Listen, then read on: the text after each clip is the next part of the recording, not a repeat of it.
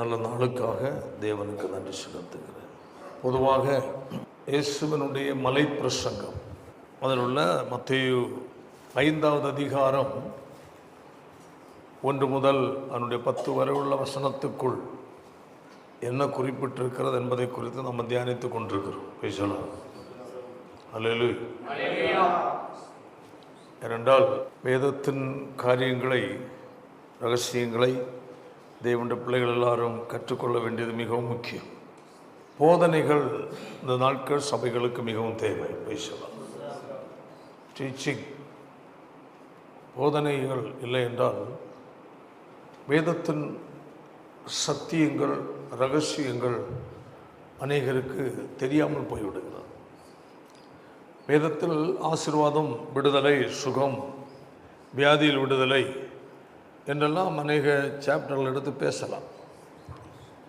ஒரு நோயாளிகள் இயேசு குணமாக்கினது, இயேசு இடத்தில் வந்தபோது அவரிடத்தில் என்ன பேசினார், இதெல்லாம் நம்ம நிறைய பேசலாம்.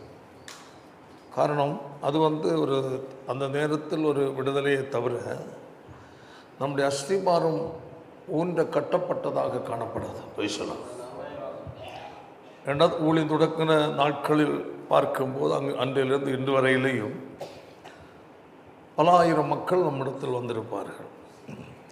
சில சரீர சுகத்திற்காக, தற்காலிக விடுதலைகள், நன்மைகளுக்காக கடந்து வருவார்கள்.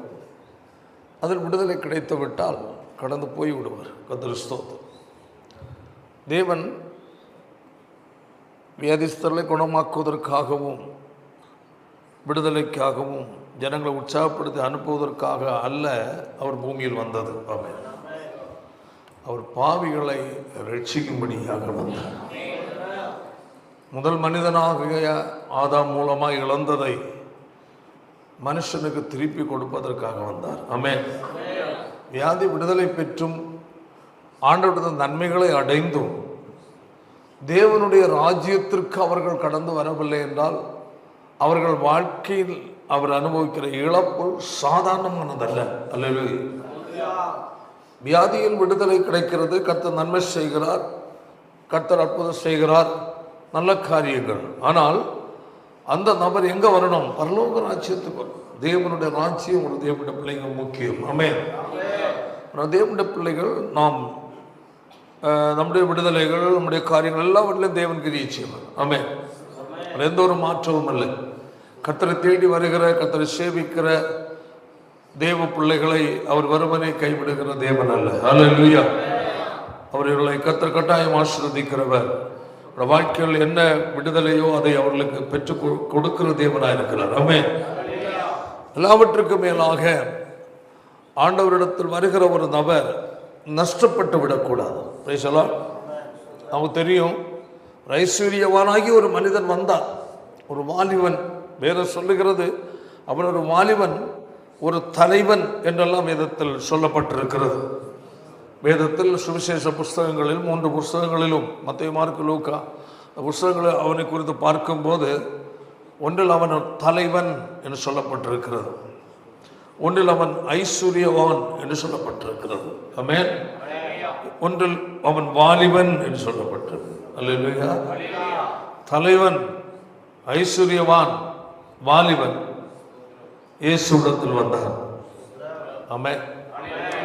வந்தபோது என்ன, அவன் இயேசுவிடத்தில் வந்தவுடன், ஆண்டவரே, நாம் பரலோக ராஜ்யத்துக்கு போனோம், அதற்கு நான் என்ன செய்ய வேண்டும் என்று தான் அவன் கேட்டான். ஆமென். வேற பிரச்சனை, விடுதலை வேணும், வேற உலகத்தில் என்ன சில நல்ல காரியங்கள் ஆக வேண்டும் என்று அவன் கேட்கவில்லை. ஆமென். தேவனுடைய ராஜ்யத்தை நாம் போகணும். கர்த்தருக்கு ஸ்தோத்திரம். அதற்கு நான் என்ன நன்மை செய்ய வேண்டும் என்று கேட்டான். ஆண்டவர் என்ன சொன்னார் என்றால், மோசையின் நியாயப்பிரமாண சட்டத்திட்டங்களை நீ என்ன செய்யணும்? கை கொண்டால் போதும், கை கொள் என்று சொன்னார்.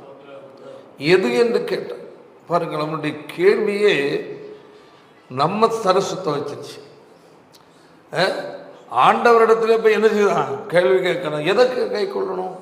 அப்படி என்றால் அவன் ஏதோ தன்னைத்தான் ஒரு நீதிமான், பக்திமான், தான் எல்லாவற்றிலும் நான் சரியா இருக்கிறேன் என்ற ஒரு எண்ணத்தோடு வந்தவனாக அவன். இல்லை என்றால் இயேசுவிடத்திலிருந்து என்ன கேட்டிருக்க மாட்டான்? கேள்வி கேட்டிருக்க மாட்டான். எதை என்று அவர் சொன்னார். நியாயப்பிரமாணம், சட்டத்திட்டங்கள், 10 கட்டளை என்று சொன்னான். அவன் எது என்று கேட்கிறான் பாருங்க. அது சொன்ன பிறகு கூட அவன் திரும்ப எதை கேட்கிறான்? எதுன்னு கேட்கிறான். அல்லேலூயா. அப்போ ஆண்டவர் சொன்னார், எல்லாம் சொன்னார். Praise God. அப்போ எல்லாத்தையும் சொன்ன உடனே இதெல்லாம் தான் சின்ன பருவத்திலேயே கை கொள்றேன், இதெல்லாம் சிறு பருவத்தில் கை கொள்றேன் நான். உடனே ஆண்டவர் பாருங்க அழகா சொன்னார், இன்னும் உன்னிடத்தில் ஒரு குறை இருக்கிறார். ஸ்தோத்திரம். ஆமென். இன்னும் உன்னிடத்தில் ஒரு குறை இருக்கு. அப்போ ஒரு மனிதனுடைய வாழ்க்கையை குறையற்றவனாய் மாற்றுவதற்காக ஆண்டவராய் இயேசு வந்திருக்கிறார். பாவத்திலிருந்து ஒரு மனிதனை விடுவிக்க, ஆமென், அவரை போன்ற ஒரு நபராய், அவருடைய ராஜ்யத்திற்கு தகுதி உள்ள ஒரு நபராய் மாற்றுவதற்காக இந்த உலகத்தில் அவர் வந்தார். அல்லேலூயா. அப்போ அவரிடத்தில் என்ன குறை இருந்தது? ஸ்தோத்திரம். வேதம் சொல்லுகிறது, ஆண்டவர் சொல்லுகிறார், உனக்குண்டான எல்லாவற்றையும் நீ என்ன செய், விற்று தரித்திரருக்கு கொடு, கொடுத்துட்டு அப்புறம் நீ என்னை பின்பற்றி வாழ்னார். பார்த்தீங்களா? வேதம் சொல்லுகிறது, அவன் துக்கத்தோடு போய்விட்டான். ஆமென். எல்லாம் இம்மைக்குரிய நன்மைகள் எல்லாம் இருந்தாலும் தேவனுடைய ராஜ்யத்துக்குரிய ஒரு தகுதி அடைவதற்குரிய ஒரு மனமற்றவனாய் மாறிவிட்டான். ஐஸ்வர்யம், செல்வம் அவனுடைய வாழ்க்கையில் பரலோக ராஜ்யத்துக்குரிய தகுதியை அடைய அவன் என்ன செய்தது? தடுத்தது. வேதம் ஆண்டவர் சொல்லுகிறார், ஐஸ்வர்யவான் தேவனுடைய ராஜ்யத்தில் பிரவேசிப்பதை பார்க்கலும் ஒட்டகமானது ஊசியின் காதில் நுழையிருந்தாலும். ஆமென். பாருங்க எவ்வளவு ஆச்சரியமான ஒரு வார்த்தை. அல்லேலூயா. காரணம் என்ன? ஸ்தோத்திரம். ஐஸ்வர்யம், சொத்து, பணம் என்றுள்ள எண்ணம் உள்ளவனுக்கு, அல்லேலூயா, எப்போ பார்த்தாலும் என்னது? சம்பாத்தியம், பணம் இருக்கிறது, செல்வம் இருக்கிறது, ஐஸ்வர்யம் இருக்கிறது என்ற ஒரு மனநிலை தான் அவனுக்குள்ள இருந்து கொண்டிருக்கும். ஆமென். அவன் யாரையும் ஐஸ்வர்யம் உள்ளவன் நினைச்சு அவனை மதிக்க விரும்ப மாட்டான். ஏழைகளுடைய கஷ்டத்தில் அவர்களுக்கு ஏதாவது உதவி செய்ய வேண்டும், சில நல்லது செய்ய வேண்டும், நல்லது செய்யாமல் இருந்தாலும் பரவாயில்ல, தீமை செய்யக்கூடாது என்று அவன் நினைச்சு அவன் நினைக்க மாட்டான். தான் வாழ வேண்டும் என்று நினைக்கிறவன். அல்லேலூயா. அப்போ அவனுக்குள் ஐஸ்வர்யத்தினால் உண்டாகிற அந்த ஒரு மமதை இருதயத்துக்குள் நிரம்பி இருக்கிறது. ஆமென். அவன் அதை புரிந்த உடனே துக்கத்தோடு போய்விட்டான். ஆனால் வேதத்தில் எல்லாம் அவன் கை கொள்றதான ஒருவனாக தான் இருந்தான். அல்லேலூயா. ஆனால் தேவனுடைய பிள்ளைகள் ஒரு பகுதியை நாம் அறிகிறோம், மறுபகுதியை விட்டு விடுகிறோம். அல்லேலூயா. நாம் ஆண்டவருடைய பிள்ளைகளாய் அவருக்கு ஏற்றவர்களாய் மாற வேண்டியது மிகவும் அவசியமாக இருக்கிறது. தேவனுக்காக அதிகமாய், அதாவது சும்மா இல்லை, வரம் கிறிஸ்தவம் நல்லா ஜெபிக்கிறது, ஆண்டவர் உறவாடுகள், சத்தியத்தை கீழ்ப்படி, இதில் ஒரு அது எல்லாருக்கும் அந்த அர்ப்பணிப்பு, அந்த தியாகம் வராது. ஆனாலும் சொல்கிறதாக தன்னை எவ்வளவுக்குள்ள தன்னை தாழ்த்துகிறார்களோ, தன்னை வெறுமையாக்குகிறார்களோ, உலகத்துக்குரிய சொகுசையும் சுகத்தையும் எவ்வளவு தூரம் வெறுக்கிறார்களோ அவர்களை கர்த்தர் உயர்த்துகிறாங்க. அதனால் யாக்கோபு சொல்கிறது, அப்போ அநேகர் ஏன் பின்மாறி போகிறாங்க என்றால், அவர் நம்பி வந்தது யாரை நம்பல? இயேசுவை நம்பல. ஆமென். எதுக்காக வந்தாங்க? ஏதாவது கிடைக்கணும் தான். என்னது? ஏதாவது கிடைக்கும், சாப்பாட்டுக்குரிய காரியம், குடும்பம் தான் அவன். ஆனால் ஆண்டவர் அதற்காக அல்ல கூப்பிடுவது. அல்லேலூயா.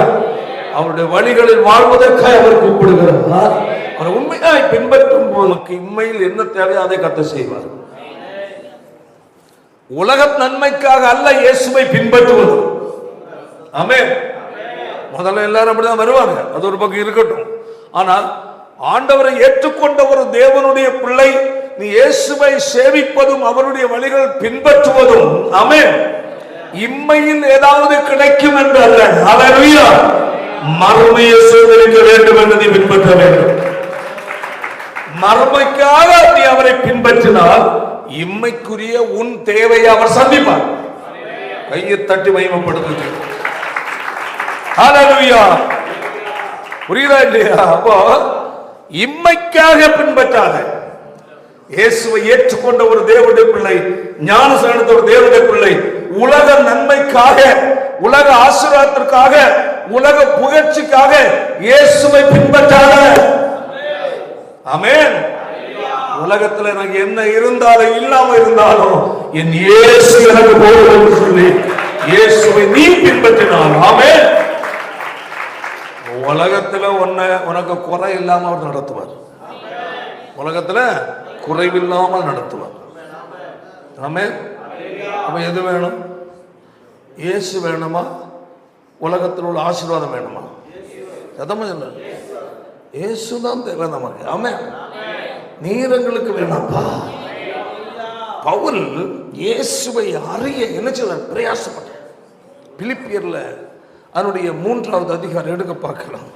7, 8 அதனுடைய 11, 12 எடுக்க பார்க்கலாம். வாசிங்க. பாருங்க, ஒரு மனுஷன் அவனுக்கு லாபமாய் ஏராளம் இருந்து, ஆமென், அன்றைக்கே அவன் பெரிய ஐஸ்வர்யவான் என்று சொல்லுகிறார்கள். ஆமென். அன்றைக்கு அவன் படித்த பெரிய பட்டதாரி என்று சொல்லுகிறார்கள். அல்லேலூயா. அப்படி அவனுக்கு சமுதாயத்தில் அவனுக்கு என்ன பெரிய மதிப்புள்ளவன் என்று சொல்லப்பட்டான். ஆமென். மத நிலையில் மத வாரியாக அவன் மரியாதைக்குரியவன், கனத்துக்குரியவன். ஆமென். அப்படிப்பட்ட ஒரு மனிதன் சொல்லுகிறான், எனக்கு இப்படி எனக்கு லாபமாயிருந்த வேலைகளோ கிறிஸ்துவுக்காக நஷ்டம் என்று எண்ணின. புரியுதா இல்லையா? இயேசுவுக்காக. ஆமென். எப்படி என்னாரா? யாருக்காக? இயேசுவுக்காக. யாருக்காக? அப்ப இயேசுவுக்காக தான். ஆனா இயேசுவிடத்தில் உள்ளதற்காக. ஆமென். இம்மையில் அந்த மனிதனுக்கு லாபமாக இருந்த அநேகம் உண்டு. செல்வாக்குள்ள மனிதன், மதத்தில் ஒரு முக்கியஸ்தன், ஆமென், ஆமென், வசதி வாய்ப்பு நிறைந்த ஒரு மனுஷன், அல்லேலூயா, அவனுக்கு என்ன, யார அறியணுமா? இயேசுவை பற்றி அறியணுமா? யாரை பற்றி? இயேசுவை அறியணும்னாக்க அறிவிக்கிற இடத்துக்கு வரணுமா வேண்டாமா? அறிகிறதற்காக, இயேசுவை அறிவதற்காக பார்க்கிறான். அவனுக்கு உண்டான சொத்துகள், பணங்கள், கவனிங்க, மதிப்பு, மரியாதை எல்லாம் பார்க்கிறான். இதெல்லாம் இருக்கு. இயேசு அறிகிறதற்கு நான் போனேன்னா இதெல்லாம் என்ன செய்ய கொண்டிருக்கு? கொஞ்சம் தள்ளி வைக்க வேண்டியிருக்கு. ஆமென். புரிஞ்சுக்கணும். இயேசுவை இன்னும் என்ன செய்யணும்? அறியணும். இயேசு அறியணும்னு வந்தோன்னா அவன் பார்க்குறான், இதெல்லாம் இருக்கு. இப்போ இயேசு அறிகிறதுக்கு நான் இறங்குனா இதற்கு நான் நேரம் எடுக்க முடியாது. சமுதாயத்தில் உள்ள மதிப்பு போயிடும். பணம், சொத்தெல்லாம் சம்பாதிக்க முடியாது. ஸ்தோத்திரம், ஸ்தோத்திரம், அல்லேலூயா. பல நன்மைகள், உலக நன்மைகள் என்ன செய்ய வேண்டியிருக்கு? இழக்க வேண்டியிருக்கு. இயேசுவை அறிவதையும் ஒரு பக்கம் வைத்து பார்க்கிறார், உலகத்தில் உண்டான மேன்மையும் ஒரு பக்கம் வைக்கிறார். வைக்கும்போது அவருடைய இறுதியும் சொல்லுகிறது, அல்லேலூயா, எல்லாவற்றை பார்க்கலும் மேன்மையானவர் இயேசு ஒருவரே. ஆமென். இயேசுவை மேன்மையாய் நினைக்கிற ஒரு மனுஷன், ஆமென், இயேசுவோடு வாழ துடிப்பான். Price the Lord. உலகத்தை மேன்மையாய் நினைக்கிற மனுஷன் இயேசுவோடு தொடர்பு கொள்ள முடியாது. உலகத்தின் பின்னராகத்தான் போவான். உலகத்தின் பின்னராய் போகிற மனுஷன் அழிவில் சென்று முடிவான். இயேசுவின் பின்னராய் போகிற மனுஷன் பரலோக ராஜ்யம் சென்று முடிவான். நம்முடைய தெரிந்து கொள்ளுதல் எது என்பதை புரிந்து கொள்ள வேண்டும். எனக்கு லாபமாய் இருந்த வேலைகள் அவைகளை கிறிஸ்துவுக்காக நஷ்டம் என்று எண்ணுகிறேன். ஆமென். இந்த இருதயம் தேவ மக்கள் எல்லாருக்கும் உண்டாவதாக என்று ஜெபிக்கிறேன். இந்த சிந்தை தேவனுடைய பிள்ளைகளுக்கு உண்டாகட்டும். கிறிஸ்துவுக்கு என்று லாபமானதை நஷ்டமாக எண்ணுகிற ஒரு இருதயம் இருந்தால் ஆமென், அப்படிப்பட்ட நபரை எந்த வல்லமை அசைக்க முடியாது. ஆமென். உலகம்தான் முக்கியம். அதற்காக தான் ஆண்டவர் பின்னாடி வந்தேன்னு வருவானே. சின்ன காத்துக்கு கூட நிற்க மாட்டான், நிற்க மாட்டான். தொட்டாவாடி மாதிரி, தொட்டா சினிங்கியா. ஆமா, காத்தடிச்சா நல்லா நிற்கும். அல்லேலூயா, சோதர சோதர சோதர சோதர. சின்ன ஒரு காத்தாகிய சின்ன பிரச்சனை வந்துட்டா, என்னடா போன வாரம் இந்த சகோதரி எவ்வளவு நல்லா ஆவியில் நிரம்பி கைத்தட்டி பாடிட்டு இருந்தா, அப்படி என்ன திடீர்னு இந்த வாரம் அப்படி தொங்க போட்டுட்டு போச்சு. ஒரு வாரத்தில் என்ன ஆகி போச்சு? வாடி போச்சு. எந்த சூழ்நிலை வந்தாலும் வாடாத வாழ்க்கை கிறிஸ்துவ வாழ்க்கை. உண்மையா இயேசுவை பின்பற்றினார், இயேசுவை உண்மையை சார்ந்து கொண்டார். ஆமென். உலகத்தில் என்ன வந்தாலும் ஆண்டவரை கைநிறுப்பார். ஏன்? வானத்தை பூமி உண்டாக்கின சர்வ வல்லமுள்ள தேவனாய் கர்த்தர் என்னுடைய ராஜாதி ராஜா. பாடுகள் வந்தாலும் போராட்டங்கள் வந்தாலும் ஆமென், அவைகள் மத்தியிலே கர்த்தர் என்னை விட்டு விலகாதபடி என்னோடு இருக்கிறவர். அவனை பாதுகாக்கிற தேவன். உலகத்து சொத்து சுகங்கள், உலகத்தின் பந்தங்கள், சொந்தங்கள், மனிதர்கள் எல்லாருமே குறிப்பிட்ட அளவுதான் அவர்கள். ஆனா தேவன் எல்லா சூழ்நிலையும் நம்மோடு கூட இருக்கிறார். ஆமென். மனிதனை நம்புவதை பார்க்கிறோம் கர்த்தர் பேரில் பற்றுதலாக இருப்பது அல்ல. பிரபுக்களை நம்புவதை பார்க்கிறோம் கர்த்தர் மேல் பற்றுதலாக இருப்பது. ஹல்லேலூயா. எந்த பிரபுவும், எந்த ராஜாவும், எந்த தலைவர்களும் நமக்கு நம்பிக்கைக்குரியவர்கள் அல்ல. தைரியம் சொல்லுவாங்க, சூழ்நிலை மத்தியில் அவங்க நிற்க மாட்டாங்க. ஆமென். எல்லா சூழ்நிலையிலும் ஆபத்து காலத்தில் என்ன நோக்கி கூப்பிடு. ஆமென். நான் உனக்கு மறுபடியும் நன்மை செய்வேன் என்று சொன்ன ஆண்டவர் எல்லா சூழ்நிலையிலையும் கூப்பிடும் போது நமக்கு பதம் கொடுக்கிற ஒரே ஆண்டவர் தேவனாகிய கர்த்தர் ஒருவரே. ஆமென். அல்லேலூயா. தான் சொல்லப்பட்டிருக்கிறது. ஆமென். வாசிப்போம். மத்தேயு எழுதின சுவிசேஷம் 5வது அதிகாரம் 1 முதல் தொடர்ந்து அதனுடைய 1 முதல் 5 வரை வாசியங்கள் பார்க்கலாம். திரளான ஜனங்களை கண்டு மலையின் மேல் ஏறினார். அவர் உட்கார்ந்த பொழுது வந்தார்கள். அவர் தமது வாயை திறந்து, நல்லா புரிந்து கொள்ளுங்கள். அல்லேலூயா. அவர் மலையின் மேல் ஏறின போது யார் அவரிடத்தில் வந்தார்கள்? சொல்லுங்க. அவருடைய ஜனங்கள் எல்லாரும் வந்தாங்க. நாங்கள் சுட்டி காட்டவில்லை. அந்த ஜனங்கள் வராமல் இருந்திருப்பாங்களா? வந்திருப்பாங்க. ஆனா அந்த இடத்துல அந்த போதனை யாருக்கு என்று மென்ஷன் பண்ணுகிறார்? சீஷர்களுக்கு. ஆமென். அதாவது சீஷர்கள் இயேசுவை பின்பற்றுவதற்காக வந்தவர்கள், இறங்கினவர்கள். சொல்ல புரியுதா இல்லையா? இயேசுவை பின்பற்றுவதற்காக இறங்கி வந்தவர்கள். ஆமென். அவர்களை உன் பின்பற்றுதல் சரியானதாய் முடிய வேண்டும் என்றார். உன்னை தெரிந்து கொண்ட நோக்கம் சரியாய் முடிய வேண்டும் என்றார். உன்னுடைய வாழ்க்கை வெற்றிகரமாய் முடிய வேண்டும் என்றார். ஆமென். இந்த ஆயத்தம் உன் வாழ்க்கையில தேவை என்பதை ஆரம்பிக்கிறார். ஆமென். புரிந்து கொள்ள வேண்டும். அல்லேலூயா. ஏதோ ஒரு ஏரியாவை புரிந்து கொண்டு வாழ்வதல்ல. வாழ்க்கையில் நாம் அநேக காரியங்கள், வேதத்தின் மகத்துவங்களை புரிந்தால்தான் வேதத்தில் என்ன சொல்லப்பட்டிருக்கிறது, நாம் சேவிக்கிற தேவன் எப்படிப்பட்டவர் என்பதை நம்ம என்ன செய்யணும், அறிய முடியும். அல்லேலூயா.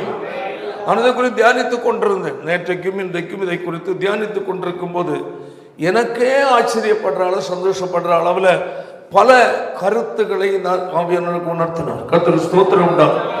முடிந்தால் அவைகளை நான் உங்களுக்கு போதிக்க விரும்புகிறேன். கர்த்தருக்கு அடுத்த தொடர்ந்துள்ள வசனங்கள். தமது வாயை திறந்து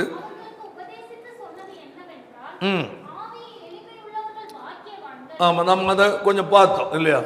இனி மேற்கொண்டு அதிகமாக பார்க்க நம்ம இனி ஒரு முறை பார்த்துக்கலாம். ஆவியில் எளிமை உள்ளவர்கள் பாக்கியவான்கள், பரலோக ராஜ்யம் அவர்களுடையது,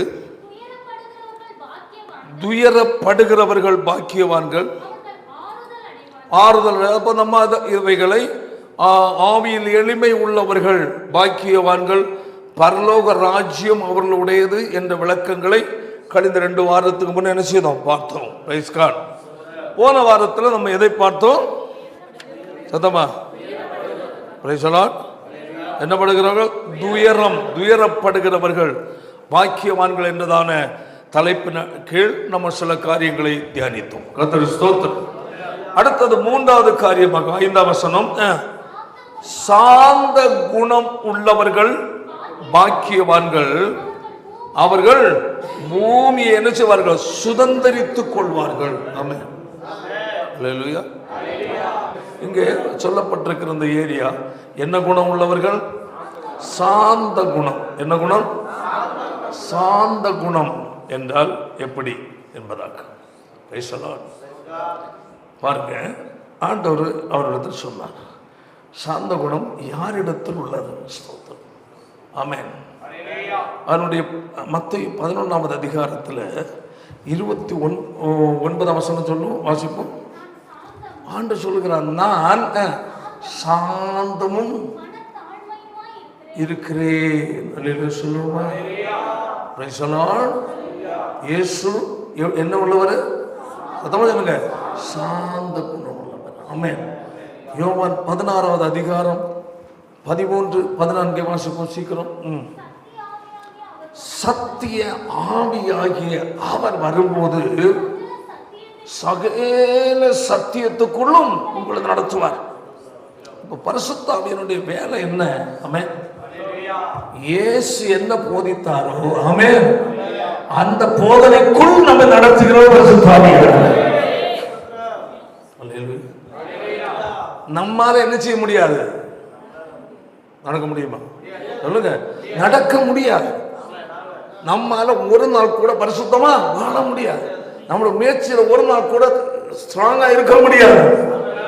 ஆனால் ஹல்லேலூயா, நீ கர்த்தரை சார்ந்திருந்தால் ஆமென், உன்னை சரியா வெற்றிகரமா நடத்த ஒருவர் இருக்கிறார். அவர் பரிசுத்த ஆவியானவர். ஆமென். ஹல்லேலூயா. அதாவது விஷயம் பிரைஸ் காட். அவரை சார்ந்திருக்கணும். அவரை சார்ந்து கொள்ளுகிறவன் தான் அவரை என்ன செய்ய முடியும்? அறிய முடியும். அவரால் உண்டாகிற பாதுகாவலை அடைய முடியும். அவரை சார்ந்து கொள்ளுகிறவனை தான் பரிசுத்த ஆவியானவர் பொறுப்பெடுப்பார். ஆமென். சொல்லுகிறார், நான் சாந்தமும் மன தாழ்மையும். அடுத்த பாயிண்ட், என் முகம். நான் என்ன இல்ல, கொடூரமான தெய்வம் அல்ல. நம்ம ஆண்டவர் என்ன உள்ளவர்? சாந்தம் உள்ள தெய்வம். அடுத்தது மனத்தாழ்மை உள்ளவர். என் முகத்தை நீ என்ன செய்ய? உண்மையிலே ஏற்றுக்கொண்டு என்னிடத்தில் கற்றுக்கொள். எவ்வளவு அழகா கூப்பிடுறாரு. ஆமென். என்னிடத்தில் கற்றுக்கொள்.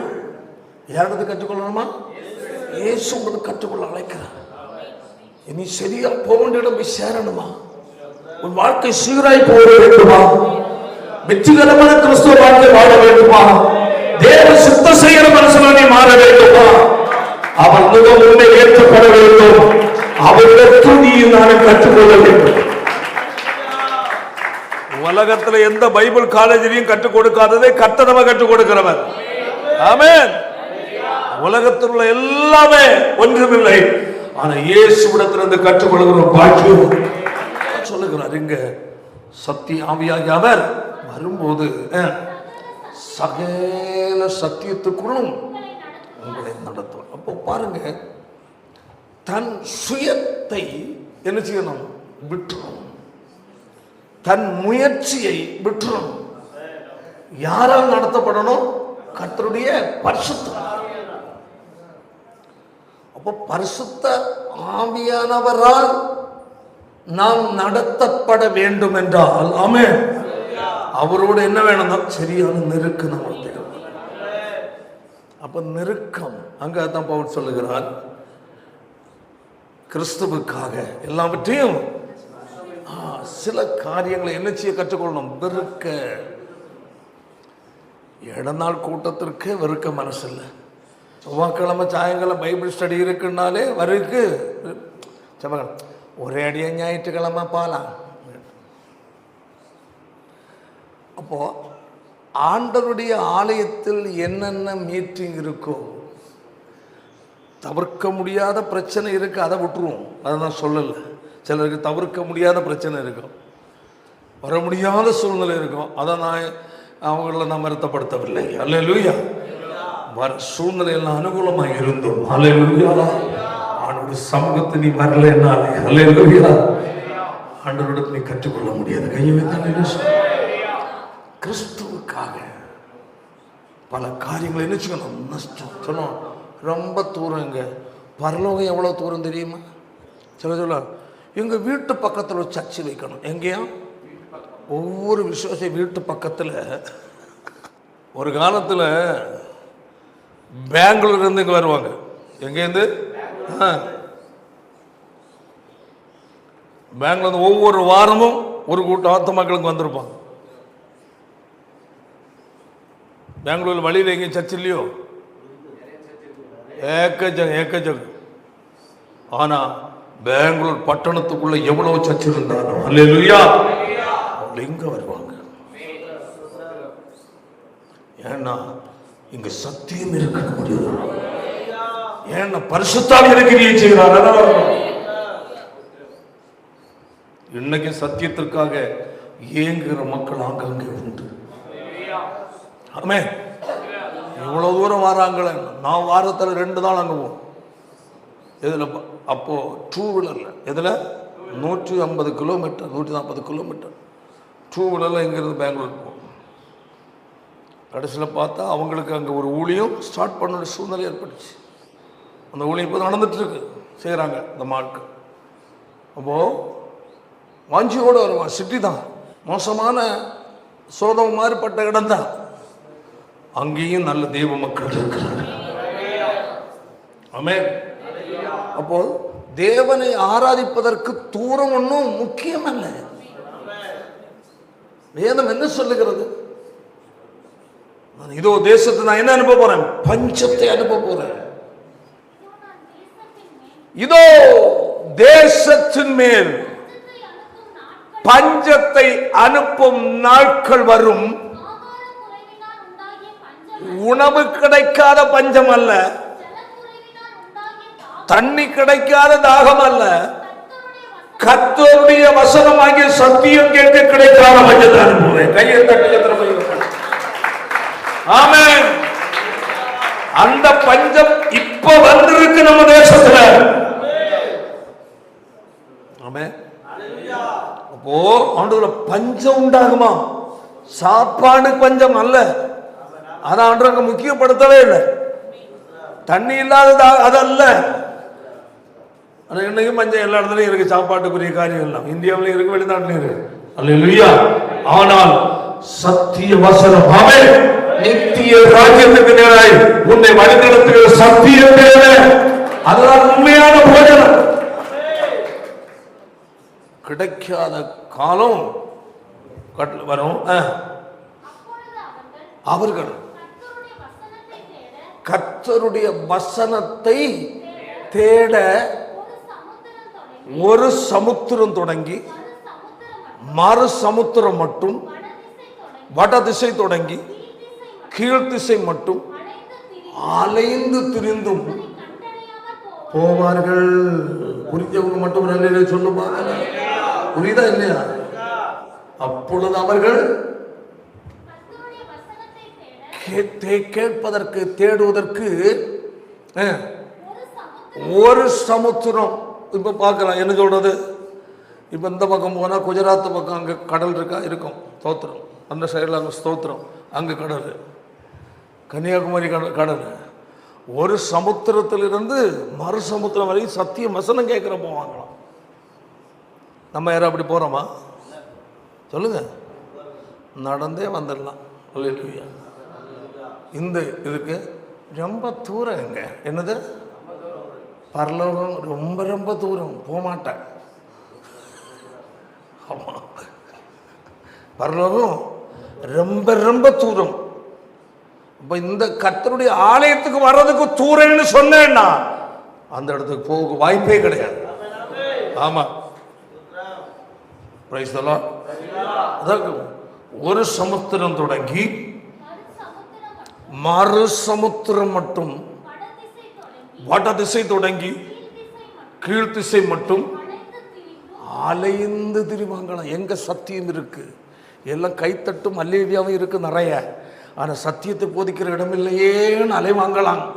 உனக்கு வீட்டுக்கோ பக்கத்தில் நின்று சத்தியத்தை பேசினாலும் குரட்டை போடுற. ஒரு நாள் இதற்கு நீ தேவனுக்கு கணக்கு கொடுக்க வேண்டி வரும். ஸ்தோத்திரம்.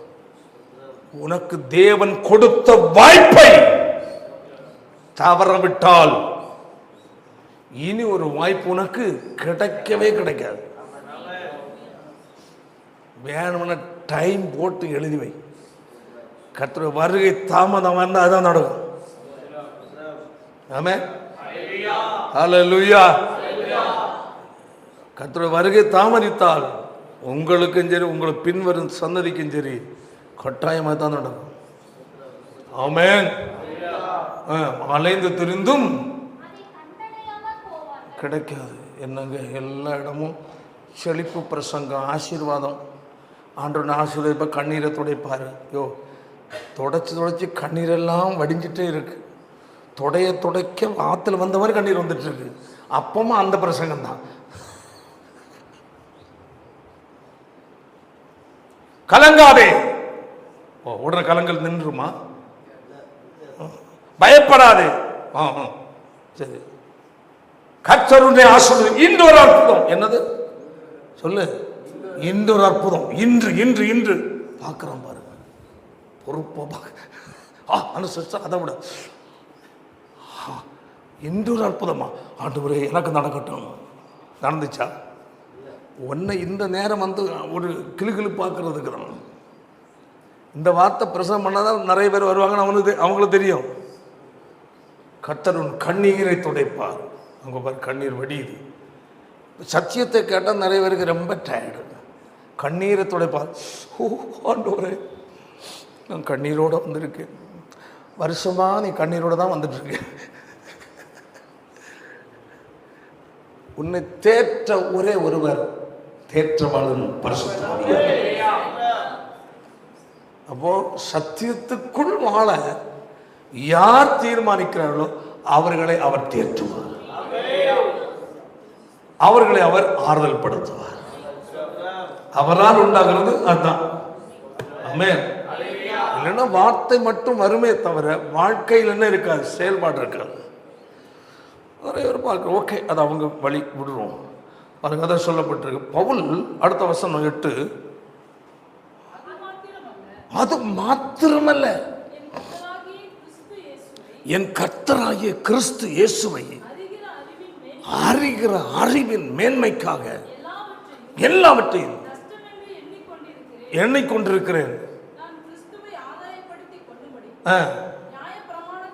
அவன் கடைபிடித்து வந்த மத ரீதியான கொள்கைகள், நியாயப்பிரமாணத்தில் இராமல் வருகிறதும் ஆன நீதி உடையவனாயிருந்து படிக்கு அவரையும் உயிர்த்தெழுதலின் வல்லமையையும் அவருடைய பாடுகள் ஐக்கியத்தையும் அறிகிறதற்கும் உள்ளாகி எப்படியாகிலும் மரித்தோரிலிருந்து உயிரோடு எழுந்திருப்பதற்கு தகுதியாகும்படிக்கு அவருக்காக எல்லாவற்றையும் நஷ்டம் என்று எண்ணுகிறேன், குப்பைமன். ஆண்டவரை அறிகிறதற்கு நஷ்டமா விடுறது மட்டுமல்ல, நஷ்டமா என்ன விட்டதை திருப்பி நினைச்சு கவலைப்படாம அதை எப்படி எண்ணிட்டேன், குப்பையா என்ன. நம்ம என்னன்னா, சரி இன்னைக்கு போனா கூலிக்கு போனா எப்படியும் ஒரு 500 ரூபா கிடைக்குமே, அதுக்கு போனால் எவ்வளோ கிடைக்குமே, இது ஒன்று கிடைக்குமே, நம்ம என்ன செய்வோம், ஆண்டவரை ஒதுக்கி விட்டுட்டு அங்கே போய் உட்காந்துருவோம். அதான் சொல்லப்பட்டது. அல்லேலூயா. ஆண்டவர் சொல்றாரு, என்னை அறிகிற அறிவுக்கு நேராக நீ வரும்போது, அல்லேலூயா, உன் இன்றைய இழப்பை நாளைக்கு அவர் சரிப்படுத்த முடியும். புரியுதா இல்லையா? நம்மள நஷ்டப்பட்ட உன்னை நஷ்டப்பட்டவனா விட மாட்டார். இயேசுவுக்கு நஷ்டப்பட்டார், அல்லேலூயா, அவர் உனக்கு அதை ஏற்றி கொடுப்பார். நஷ்டத்தை ஒரு தேவனுடைய பிள்ளை எப்படி எண்ணாத, நஷ்டமாய் எண்ணாத. இயேசுவுக்காய் கொடுக்கிற நேரம், இயேசுவுக்காய் கொடுப்பது, காணிக்கை கொடுத்தாலும் சரி, பொருள் கொடுத்தாலும் எது கொடுத்தாலும் சரி, அது உனக்கு என்ன அல்ல, நஷ்டம். நஷ்டம் கிடையாது. ஆமே. சரி, இதை கொடுத்துட்டோம் அல்லது இந்த செய்யட்டும், இந்த நேரம் இப்படி வந்துட்டோம், அது நீ கவலைப்படுறேன்னா அது ஒன்று நஷ்டமே. புரியுதா இல்லையா? சரி, அது நினச்சி அடாடாடா இந்த போய் அப்படி இருக்குமே, அடா இதை கொடுக்காம இருந்திருந்தா அது இப்படி செஞ்சுருக்கலாமே என்ன நீ நினைத்தால் அது ஒரு நஷ்டம்தான். கொடுப்பதில் ஆர்வமும் அந்த நேரத்தை கர்த்தருக்கு செலவிடுவதில் ஒரு வாஞ்சியம் இருந்தால் அது ஒரு நஷ்டம் அல்ல. அதை கர்த்தர் மர நேரத்தோடு பரிகரித்து கொடுக்கிறார். இது தேவன். அல்லேலூயா. அதான் சொல்றாரு அவர், பிரைஸ் காட், பவுல் அப்படி அதனால அவர் சொல்றாரு, புரிந்து கொள்ள வேண்டும். அல்லேலூயா. சரி, இங்க சொல்லும் போது என்னது, சத்தியாவியாகி அவர் வரும்போது சத்தியத்துக்குள் உங்களை நடத்துவார். சுயமாய் பேசாமல் தாம் கேள்விப்பட்ட யாவை சொல்லி அறிவிப்பார். என்னது, இயேசுவுடையதில் இருந்து எடுத்து உங்களுக்கு என்ன செய்வார், அறிவிப்பார். அதான் அப்ப இயேசுவிடத்தில் உள்ள குணம் தான் என்ன குணம், சாந்தம். புரியுதுல்ல? அப்போ அவரை கற்றுக்கொள்ள ஒரு மனுஷன் நேரம் செலவிட்டு அவருடைய சமூகத்திற்கு முக்கியத்துவம் நீ கொடுத்தார், அல்லேலூயா, அவருடையதில் உனக்கு எடுத்து கொடுப்பார். அப்படின்னா அவர் குணம் உனக்குள்ள வரும், அவர் சிந்தை உனக்குள்ள வரும். ஆமென். அவருடைய பரிசுத்தம் உனக்குள்ள வரும். புரியுது இல்லையா? அதான் ரகசியம். அல்லேலூயா. அவருடையது. அதுதான் இங்கு சொல்லப்பட்டு சாந்த குணம். நான் சாந்தமும் மனத்தாழ்மை. அவரிடத்தில் நீ நெருங்கும் போது அவருடைய சாந்த குணம் உனக்குள்ள வரும். அது எப்படி தானா வராது, எப்படி, பரிசுத்த ஆவியானவர். அப்ப அவரோட நாம் நேரம் செலவிட்டால் அவருடைய குணம் உனக்குள்ள வரும், அவருடைய வல்லமை உனக்குள்ள வரும். எவ்வளவு ஆச்சரியமான காரியம். அதற்கு நாம் என்ன செய்யணும், நேரம் எடுக்கணும். வீட்டில் இருக்கிறீங்க, சும்மா இருந்து டிவி பார்த்தோ, சும்மா இருந்து மொபைலில் இருந்து கிளறிட்டு இருக்கவோ செய்யக்கூடாது. ஏதாவது மெசேஜஸ் அது எதுன்னு முக்கியமாக வந்து பார்த்துட்டு அப்போ ஒதுக்கி வச்சிடணும். அங்கே டைம் அங்கே உனக்கு அங்கே இல்லை. இந்த மொபைல் எடுத்து டைம் அதில் நேரம் செலவிடுகிற அநேகரை நான் கடுமையாக எச்சரித்திருக்கிறேன். பல பொம்பளை பிள்ளைகள், பல வாலிப தம்பிமார்கிட்ட என் எச்சரிப்பை அவர்கள் கேட்காதனால் இன்று அவருடைய வாழ்க்கை கேள்விக்குறியாக இருக்கு. நல்லா புரிஞ்சுக்கணுங்க. யார் யாருன்னு நான் சொல்ல நான் விரும்பல. மொபைலுக்கு உன் தேவையானதை மட்டும் நீ, உனக்கு மெசேஜ் வர ஏதோ வர அனுப்புவாங்க, நான் ஃபோன் பண்ணுறாங்க, வாட்ஸ்அப் இதை அனுப்பியிருப்பாங்க, அது பார்க்க வேண்டாம்னு நான் சொல்லவில்லை. தேவையான மட்டும் சற்று நேரம் ஏதோ உன்னுடைய ஆவிக்குரிய வாழ்க்கை, பக்தி விருத்திக்கு ஏதோ உன்னுடைய கல்வி சம்பந்தமாய் யாராவது நண்பர்கள் உனக்கு அனுப்பி ஏதோ அதை பார்த்து விட்டு அதை அப்படியே வச்சு ஒதுக்கி வச்சிரு. ஆமென். நீ அதிகமாக நேரம் கொடுக்க வேண்டிய ஒரே ஒருவர் ஆண்டவராகிய இயேசு. ஆமென். பல பிள்ளைகள், பெண் பிள்ளைகள் பல தம்பிமார்கிட்ட ரொம்ப திட்டி இருக்கு, கடுமையாக திட்டி இருக்கு. டேய் அதெல்லாம் கொஞ்சம் உருப்பட மாட்டேடாதே, வாழ்க்கை ரொம்ப துக்கப்படுவடா, எச்சரிக்கிறேன். சில பொம்பளை பிள்ளைகிட்ட சொல்கிறேன், அம்மா உன் வாழ்க்கை சீர்கட்டு போயிடும், மொபைலில் நீ டைம் எடுக்காது, மொபைல் ஒதுக்கி உனக்கு தேவைக்கு மட்டும் பயன்படுத்தி வச்சிரு. சொல்லும் மூஞ்சி அவ்வாறு நான் சொல்கிறது வருத்தமாக இருக்கும். ஆனால் ஒரு நாள் நீ புலம்ப வேண்டி வரும். இன்னைக்கு அதுதான் நடந்துட்டுருங்க.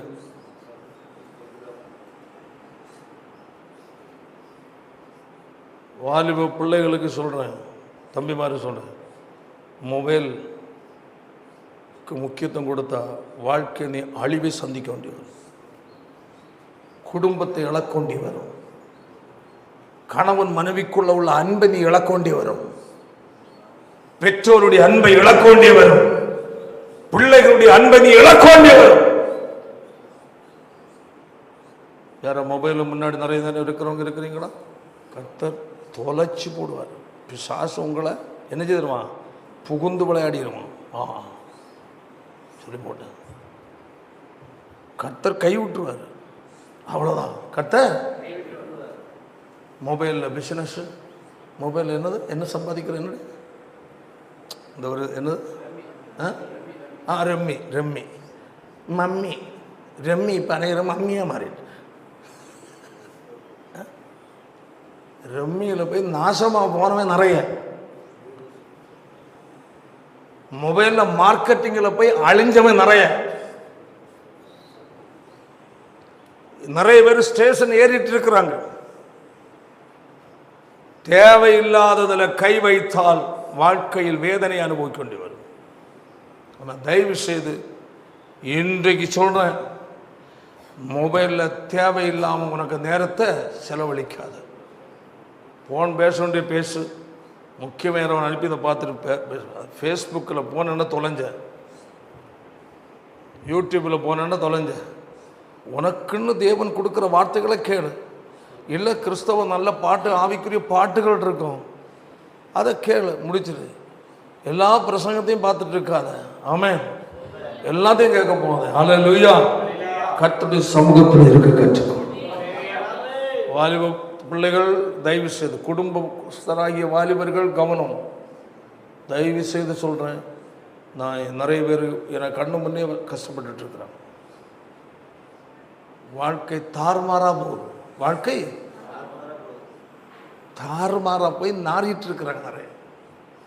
அது உனக்கு அதுக்கு அந்த வேலை, அதில் என்ன உன வயிறு நிரம்புதா சொல்லு இருந்தோன்னா? அப்பா அது நிரம்பு, ஊட்டச்சத்து வந்துட்டே இருக்கு. மொபைலை பார்க்க பார்க்க ஊட்டச்சத்து பாருங்கள், இந்த உடம்பு தெம்பாக இருக்க காரணம் மொபைல் டைம்ஸ். அப்படியா? இருக்கிற ஊட்டச்சத்தெல்லாம் உருவீனம், மொத்தமாக வரும், எலும்பு கூட அமைக்க வேண்டிய வரும். கவனமாக இருக்க. ஆமென், ஆமென். இல்லைன்னா வரும், வீட்டில் வந்து மொபைல் எடுத்து கீழே ஒற்ற அடி வரேன், சின்ன பின்னமும். டூ வீலர் ஓட்டிட்டு பார்த்துட்டு ஓட்டுறேன், கொஞ்சம் விவரம் இருக்கடா கழுத. டூ வீலர் வச்சுட்டு ஒரு கையில் வச்சுட்டு அதுக்குள்ளே உன் கொப்பனாக இருக்கான், இல்லை அதுக்கு உன் பொண்டாட்டி இருக்காளா? என்ன நினச்சிருக்கிறது? ஸ்தோத்திரம். பஸ் ஓட்டுறவரே பார்த்துட்டு ஒரு வீடியோ எடுத்து போட்டிருக்கிறான், அனுப்பி வச்சான். பாஸ்டர் பஸ்ஸில் யாருக்கு பயமாக இருக்குன்னு. ஏன் டிரைவரை என்ன அவ்வளோ அழைச்சிட்டு, ஏண்டா நீ சாகிறது இல்லாமல் உன்னோட கொஞ்சம் பேர் சாகடிக்கிறியடா. மதுபானம் எப்படி போதையோ, வேசித்தனம் விபச்சாரத்தில் விழுந்தவன் எப்படி எழுந்திருக்க முடியாதோ, அதுபோல் மொபைலில் விழுந்தவன் எழுந்திருக்க முடியாது. புரியுதா இல்லையா? விபச்சாரம், மதுபானம், மொபைல் மூணும் ஒன்று தான். அப்போ மொபைலில் நீ நேரம் அதிகம் செலவிடுறேன்னா என்ன பண்ணுற? விபச்சார பாவம் செய்கிறாய். நான் சொல்ல, இதுக்கு எவிடன்ஸ் நிறைய வசனம் அவனுக்கு கொடுக்க முடியும். ஆதாரமாக வசனம் கொடுக்க முடியும். மொபைலில் அதிக நேரம் பண்ணுகிறாய் என்றாலே நீ என்ன செய்கிற? விபச்சாரமும் பண்ணுகிற, விக்கிரகாராதனையும் பண்ணுற, ரெண்டு பாவம் செய்கிறது. வேணுமா? நீ வேணுமா? வேண்டாம். ஓ விட்டுட்டு நல்லா இருக்கு, மனம் திரும்ப வழியை பாரு. ஆமென். சரி, அப்போது அவர் என்னுடையதில் எடுத்து, இயேசுடையதில் எடுத்து என்ன செய்வாராம்? அவர் உங்களுக்கு அறிவிப்பதனால் இயேசுவை மகிமைப்படுத்துவார். அல்லேலூயா. அதான் அவருடையதில் என்ன? அவர் சாந்தமும் மனத்தாழ்மை.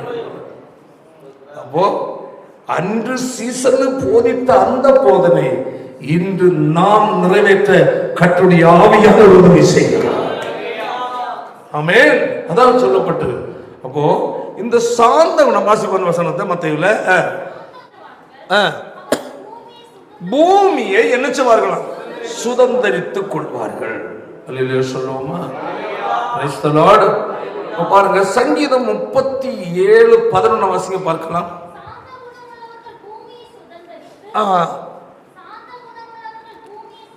பூமியை சுதந்தரித்து மிகுந்த சமாதானத்தினால், ஆஹா, கையெழுத்தலையில சொல்லுவோம், சாந்த குணம் உள்ளவர்கள் என்னதான் பூமியை என்ன செய்வார்கள்? சுதந்தரித்து மிகுந்த சமாதானத்துடனும் மன மகிழ்ச்சியா இருப்பார். ஒன்று எதை சுதந்தரிப்பாங்க? பூமி. அது எந்த பூமி? ரெண்டு பூமியை சுதந்தரிக்க முடியும். ஒன்று தற்போதைய பூமி, இனி ஒன்று 1000 வருஷம் ஆட்சி, புதிய பூமி. ஆமென். தற்காலிக பூமியை எப்படி சுதந்தரிப்பார்கள்? இப்பொழுது வாழ்ந்து கொண்டிருக்கிற இந்த பூமியை எப்படி சுதந்தரிக்க முடியும்? நம்முடைய குணம். ஆமென். பூமியில் எல்லாருக்கும் முன்பதாகவும் நாம் ஆண்டுடைய பிள்ளை என்றுள்ளதான ஒரு பெயர் சாட்சியை பெற்றுக் கொள்ள முடியும். உன் குணத்தால் அல்லேலூயா கிறிஸ்துவுக்கு சாட்சியாய் வாழ முடியும். அதாவது வாசிப்பவனுடைய எப்படி வாசிப்போம்? அவனுடைய 1ஆம் வசனம் வாசிப்போம். 37:1. அப்போ சாந்த குணம் உள்ளவரிடத்தில் என்ன இருக்காது? எரிச்சல் இருக்காது. ஆமென். மற்றவங்க ஏதாவது தீங்கு செய்தாலும் எரிஞ்சிட்டு, சில எரிஞ்சிட்டு உள்ள எரியதை பார்த்தாலே மூஞ்ச பார்த்தா தெரியும், எரிஞ்சிட்டு மூஞ்சி ஒளியா புகை வந்துட்டே இருக்கு அந்த உள்ளே. புரியுதா? உள்ள எரிச்சல் இருந்தால் எங்க புகை வரும்? மூக்கொழியா வரும்.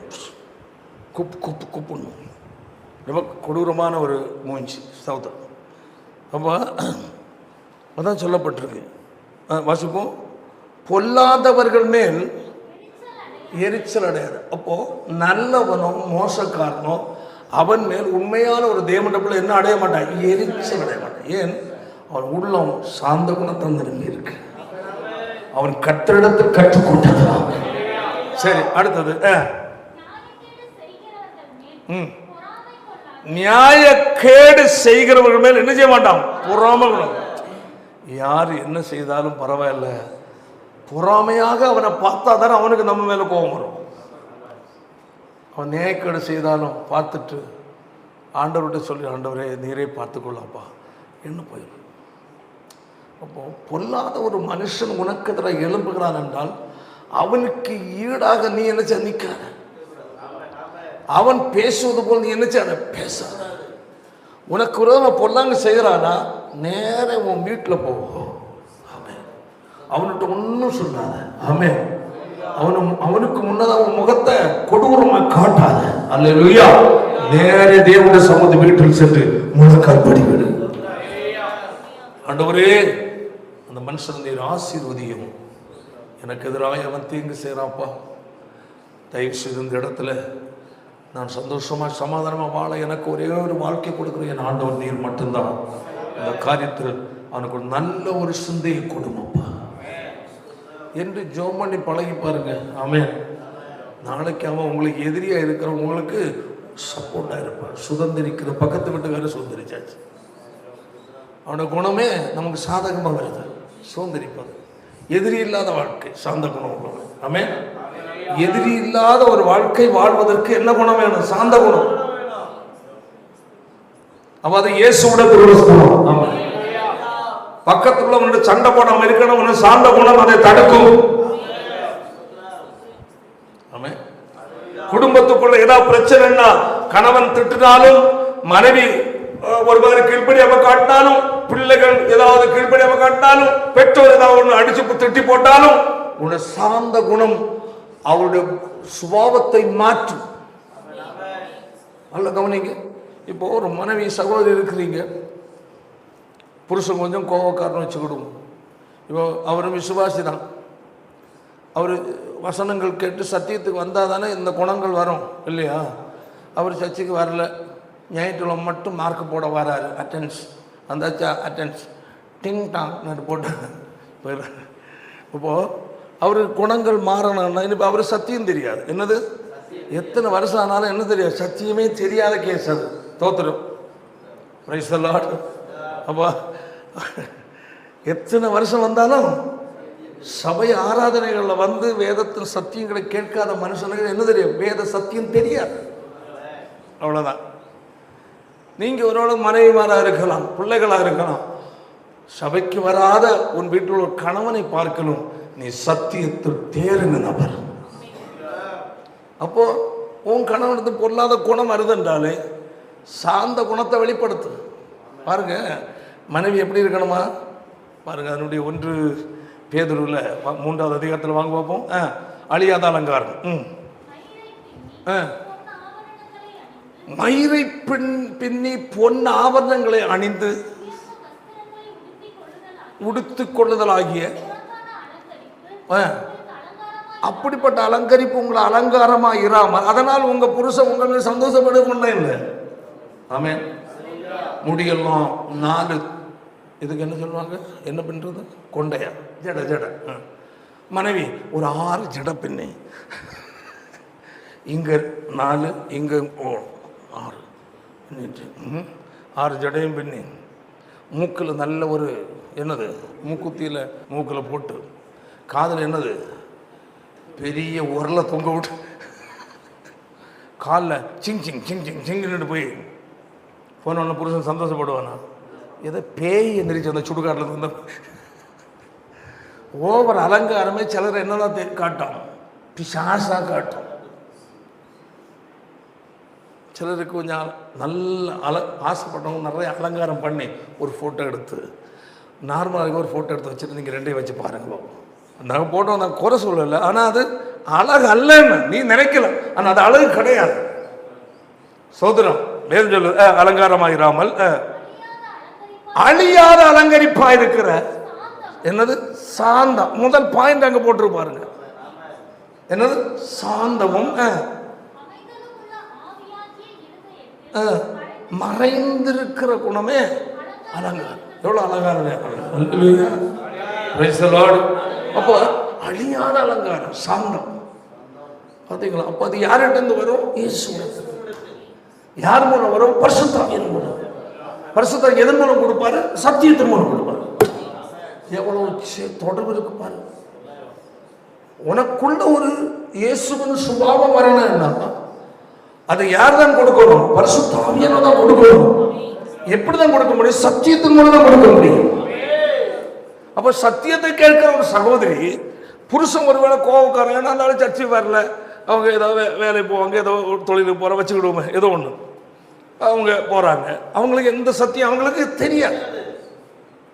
நாம் இங்கே போதிக்கப்படுகிற சத்தியம் அவங்களுக்கு தெரியாது.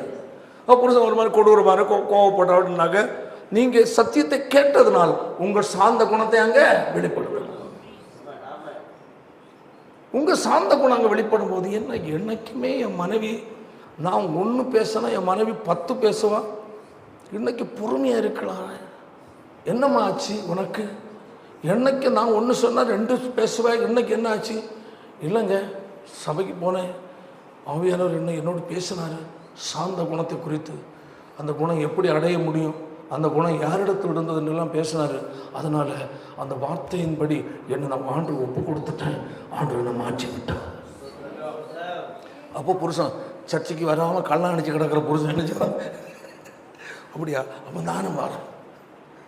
அப்போ சாந்தமும் சாந்தம் ப்ளஸ் சாந்தம் மாறாத சாந்தம். அப்போ 2 பேரும் சாந்தம் ஆகிட்டாங்கன்னா வீட்டில் என்ன இல்லை, பிரச்சனைக்கு எந்த வாய்ப்பும் இல்லை. அதாவது சாந்தத்தினுடைய தன்மை. அல்லேலூயா.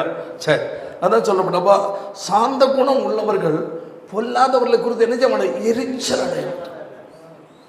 அவன் தீங்கு செய்தாலும் அல்லேலூயா சரி கட்டப்பாட்டுக்கட்டும், தேவன் எல்லாம் பார்க்கிறார்.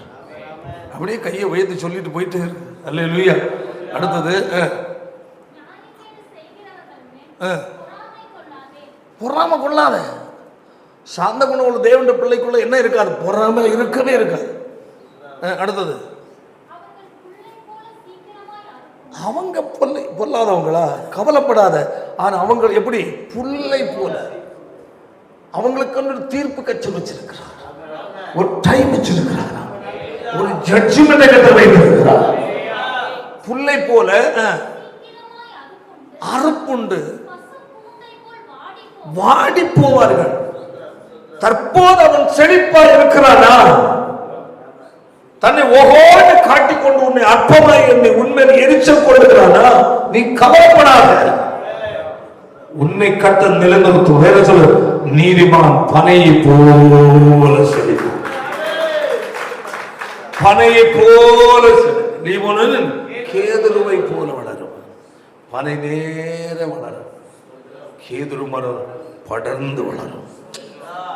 எவ்வளவு அழகான காரியம். ஆமென். நேர வளர்வது பனை, வானத்தை பார்த்தே வளரும். ஒரு தேவனுடைய பிள்ளை பார்ப்பது பரலோகத்தின் தேவனை. பனை நேர வளருதுனாலே பனைக்குள்ள கழிவு எதுவுமே இல்லை. ஆமா, பனையில கழிவு இல்லை, எல்லாம் எதற்குரியது, பயன்பாட்டுக்குரியது. அப்போ பனை போல் உறுதியானது, எந்த காற்றுக்கும் நீ சாயாதது. ஆமென். லீபனோன் கேதுரு படர்ந்து சும்மா 300 அடி சுற்றளவில் படரும். இலைகள் அகலமாக இருக்கும், அதில் அநேக பறவைகள் தங்குவான்.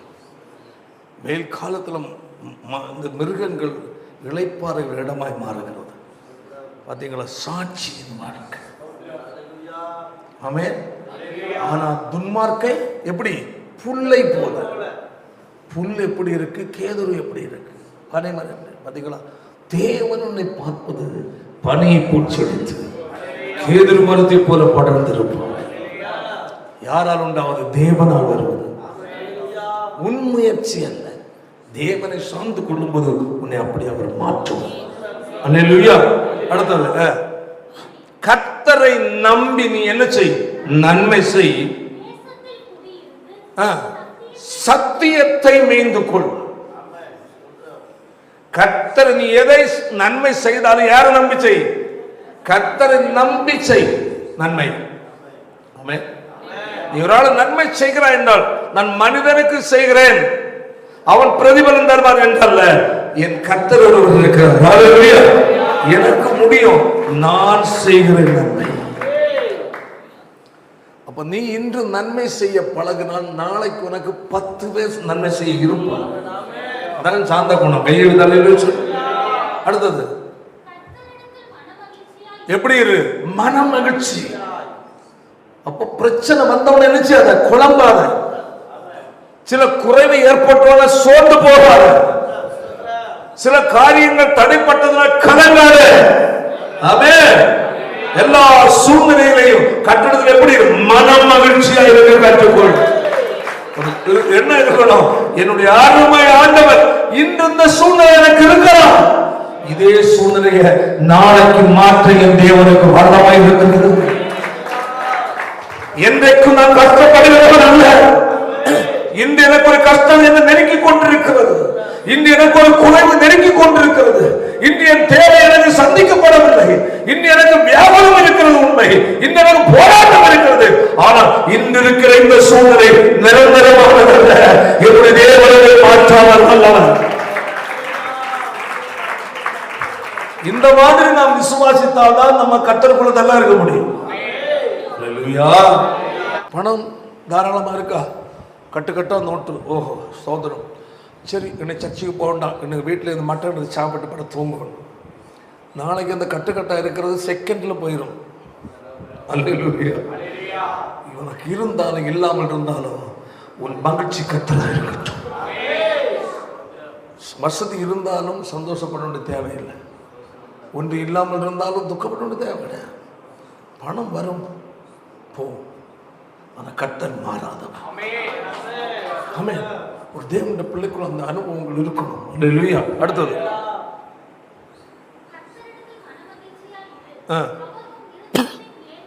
மன மகிழ்ச்சியா நீ இருந்தால் உன் இருதயத்தின் வேண்டுதலை அருள் செய். புரியுதா இல்லையா? அப்போ உன் இருதயத்தில் தேவ சமூகத்தில் எதை குறித்து ஜெபித்துக் கொண்டிருக்கிறார்? ஆண்டவரை சேவிக்கிற உனக்கு இருதயத்துக்குள் என்ன பாரம் இருக்கிறது, அதை ஆண்டவர் அறிகிறார். வேண்டுதல் என்ன செய்வார்? அவர் செய்வார். அப்போ கர்த்தருடைய பிள்ளைகளுக்காக தான் கர்த்தர் இருக்கிறார். ஆமென். அப்ப நாம் சரியா இருந்த கர்த்தர் நம்முடைய வாழ்க்கையில செய்வார். என்ன நம்முடைய நெருக்கம், அது விடுதலை கட்டாயம் கொடுப்பார். ஆனா நீ கலங்க வேண்டிய தேவை இல்லை. அடுத்த வருஷம் பார்த்தீங்களா? உன் வழியை யாருக்கு ஒப்புவி? கர்த்தர். நம்பிக்கை. பார்த்தீங்களா? இவ்வளவு அழகான வார்த்தைகள் நம்ம கர்த்தர் கொடுத்திருக்கும் போது அல்லேலூயா, இதை ஓரமா தள்ளிட்டு வேற யாரோ என்னமோ சொல்ல கேட்க முடியுமா? இவ்வளவு நல்ல நல்ல வார்த்தைகளை கர்த்தர் நம்ம கொடுத்து வச்சிருக்கிறாரு. ஆமென். நம்ம எல்லாம் பாரு என்ன ஆச்சு, வா அங்கே வந்து ஒரு அந்தரம் கட்டிட்டு வா, இவ்வளோ கஷ்டப்படுற இல்லை, வாக்கு கேட்க போகும். எங்க சாமி ஆடுது, செத்தவங்கள்ட்ட வாக்கு, செத்தவங்கள்ட்ட வாக்கு. உயிரோடு இருக்கிற மனுஷமே செத்தவன்கிட்ட போய் கேட்குறான். உனக்குரிய எல்லாவற்றுக்குரிய வாக்கு எங்கே இருக்கு? பைபிளில் இருக்கு. இங்கே வெளிப்பாடு கர்த்தர் பேசுறது. அதான் இப்போ தான் வாசித்த வசனம் எல்லாம் அதற்குரிய வசனங்களாக. இதுக்கு மேலே என்னைய வசனம் வேணும் உனக்கு? இதை விட நல்லா பேசுற ஆட்கள் யாராவது இருக்கிறாங்களா? அப்ப தேவன் பேசுறது நீ நம்ப முடியாது. ஏதோ செத்தவன் பேசுறானா அதை பார்த்துட்டு இருக்கப்பா. நான் உங்களுக்கு சொல்லி இருக்கிறேன், செந்தல்பாடியில் ஒரு சம்பவம் நடந்தது. முன்ன அப்போ சைக்கிளில் போகிற டைமில் ஒரு வீட்டை சுற்றி எக்கச்செஞ்சு ஜனம். நான் நினைக்கிறேன் ஏதோ பண்டிகை அவங்க வீட்டில் ஏதோ விசேஷமாக நினச்சிட்டு சைக்கிளில் போயிட்டு, நான் இது வழின்னா அவங்க வீடு அந்த வீடு மாதிரி அந்த பக்கம். நான் அந்த வழியில் போயிட்டுருக்கிறோன்னா நின்றுட்டு ஒரு ஆள்கிட்ட பேசிகிட்டு இருந்தேன். எவ்வளோ நான் செய்த தப்பு. அங்கேருந்து குப்பு குப்புன்னு 10-15 ஓடி வரான். நான் எதுக்கு போகிறான்னா பார்க்க, எங்கே ஓடுறாங்கன்னு நான் பார்க்குறேன். ஃபாதர் சீக்கிரம் போங்க. ஏன் வண்டி தான் வரதான்னு? இல்லை, சாமிக்கு என்ன வரல? வாக்கு வரல. ஐயோ, எனக்கு அப்போ தான் பூமி இருந்து 2 அடி மேலே உயர்த்தின மாதிரி தான், பெரிய ஆளாத மாதிரி. நான் ஆண்டோடைய ஊழியக்காரன். இங்கே நான் நின்றுட்டு இருக்கும் போதே உன் வீட்டுக்குள்ளே வாக்குத்தோட வாக்கு வரலன்னு எந்த சாமியை பெருசு சொல்லு பார்ப்போம். உயிருள்ள தெய்வம் இயேசு ஒருவர். அங்கே ஒரு சூஷன் தயவு செய்து இப்போ நேரத்தை அப்புறமா பேசிக்கலான்னு துரத்தி விட்டான். அப்போது தேவனுடைய பிள்ளை தேவனோடு இருந்தார். ஆமென். வாக்கு பேசுகிற இடத்துல நீ போய் நின்று பாரு, வாக்கு வராது. கர்த்தருக்குள்ள சரியா இருந்தால் வராது. நீ சரியா பிறகு நீ சரியில்லைன்னா நீ வாக்கு சொல்ல முடியாது. அல்லேலூயா. அப்போது நான் ஏன் சொல்கிறேன், நம்ம தேவனுடைய அன்பினால் வல்லமையினால் நிரப்பப்பட்டிருக்கும் போது ஆமென், எவ்வளோ தூரத்தில் கூட தேவனுடைய வல்லமை வெளிப்படுத்தி பாருங்க. புரியுதா இல்லையா? அவ்வளவு தூரத்தில் இருக்கிறவனுக்கு வார்த்தை வாக்கு அந்த சாசனுடைய குறி சொல்கிற வார்த்தை, நான் இங்கே நிற்கும்போது நின்றுன்னா நீங்கள் சாதாரணமானவங்க கிடையாது. இதே ஆவியானவர் தான் பரிசுத்தாவின் வல்லமை தான் உங்கள்கிட்ட இருக்கு. அல்லேலூயா. அப்ப நீங்க ஒரு ரோட்டில் நின்றுட்டு ஒரு வார்த்தை நிற்கிறீங்கனாலே அந்த பிரசன்னம் பல 100 அடி தூரம் பாதிப்பு செல்லும். அது அந்த விசுவாசம் இருக்கணும். ஆமென். நீங்க உங்களை நீங்க எப்படி நினைக்கிறீங்க? சாதா நம்ம எல்லாம் பாவீங்க இல்லைங்க, நீங்க சொல்லிடுறோம். இல்லைங்க, அப்படி கிடையாது. என்னுடைய வாழ்க்கை நிறைய அற்புதம் நடந்தது. ஆமென். வாசி காடுறது பாயில் வாச முடிப்போம்.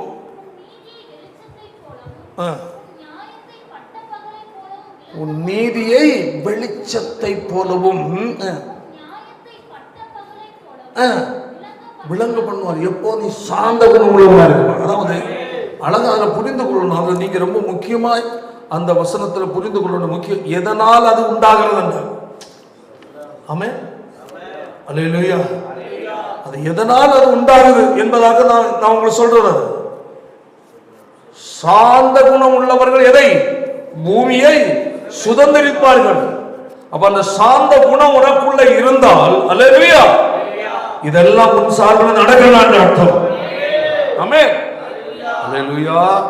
அதான் சொல்லப்பட்டிருக்கிறது, உன் நீதியை 6ஆம் வசனம் வெளிச்சத்தை போல. இது எதனால் இந்த விளைவு? பிரைஸ் காட், அல்லேலூயா. கையை வைத்து அல்லேலூயா சத்தமா சொல்லு. ஹல்லேலூயா, ஆமென். பட்ட பகலை போலவும் விளங்க பண்ணுவார். அது நல்லா புரிஞ்சு கொள்ளுங்க. 11ஆம் வசனம் சொல்லுது என்னது? சாந்த குணம். இந்த குணம் இருக்கும்போது இதெல்லாம் உன் வாழ்க்கையில் நடக்கும். உன் வாழ்க்கை நடக்கணும். ஒன்று, நீ கடைபிடிக்க வேண்டியது, கடைபிடித்தால் உன் வாழ்க்கையில் நடப்பது. 3 காரியம் உண்டு. 11ஆம் வசனம் வாசிப்போம். சாந்த குணம் உள்ளவர்கள் பூமியை சுதந்திரித்து மிகுந்த சமாதானத்தினால் மனமகிழ்ச்சியாயிருப்பார்கள். இல்லையா? இது யாருக்கு அந்த மனமகிழ்ச்சி? சாந்த குணம் உள்ளவர்கள். ஆமென். அப்ப இந்த சாந்த குணம் உள்ளவர்கள் எதெல்லாம் கடைபிடிப்பாங்க? பொல்லாதவர்கள் மேல என்ன செய்ய மாட்டாங்க? எரிச்சல் பட மாட்டாங்க. என்ன குணம் உள்ளவங்க? பட மாட்டான். நியாயக்கேடு செய்கிற மேல என்ன செய்ய மாட்டான்? புறவப்பட மாட்டான். இவன் யாரு? சாந்த குணம் உள்ளது. ஆமென். இந்த சாந்த குணம் யார்கிட்ட உள்ளது? இயேசு குணத்தில் உள்ளது. எப்படி கற்றுக்கொண்டான்? ஆவியமா கற்றுக் கொடுத்தான். எதன் மூலம்? சத்தியத்தின் மூலமா கற்றுக் கொடுத்தான். அது எனக்குள்ள இருக்கிறதுனால எனக்குள்ள என்ன இல்லை? எரிச்சல் இல்லை. இருக்க எரிச்சல் எரியாது. அடுத்தது பொறாமை இருக்கா? பொறாமை இருக்கா? அடுத்தவங்க நல்லா இருக்கிற போது பொறாமைப்படுறியா? சோத்திரம். அடுத்தது ஏன் பொறாமைப்பட? நீ சாந்த குணமாகவே இருந்தால் அவன் புல்லை போல என்ன ஆயிருமா? சீக்கிரமாக அது போக கொண்டு எடுத்து போயிடும். அது வேற. அவன் அப்படி புல்ல போட்டு ஆண்டு வந்து சொல்ல வேண்டிய தேவையில்லை. அவர் பார்த்துக்கிடுவார். கர்த்தர் நம்பி என்ன செய்? நன்மை செய். அப்போ சாந்த குணம் உள்ள தெய்வ பிள்ளைகளுடைய வாழ்க்கையில் என்ன செய்ய வேண்டும்? செயல்படுத்த வேண்டிய காரியம், கடைபிடிக்க வேண்டிய காரியம். ஆமென். நன்மை செய், தேசத்தில் குடியிருந்து சத்தியத்தை மேய்ந்து கொள். அடுத்தது, கட்டிடத்தில் எப்படி இருப்பான்? மனமகிழ்ச்சியா இருப்பான்.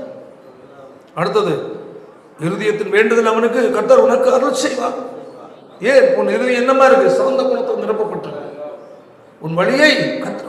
சாந்த குணம் உள்ளவன் வழியை யாருக்கு ஒப்படைப்ப? கர்த்தர். ஐயோ நடக்கலையே, அப்படி இப்படி. ஏன் சாந்த குணம் அதை சொல்ல வைக்காது. அதாவது கலாத்தியர் 5வது அதிகாரத்தில் 22, 23 வாசிக்கும் போது, அன்பு, ஆவியின் கனியோ,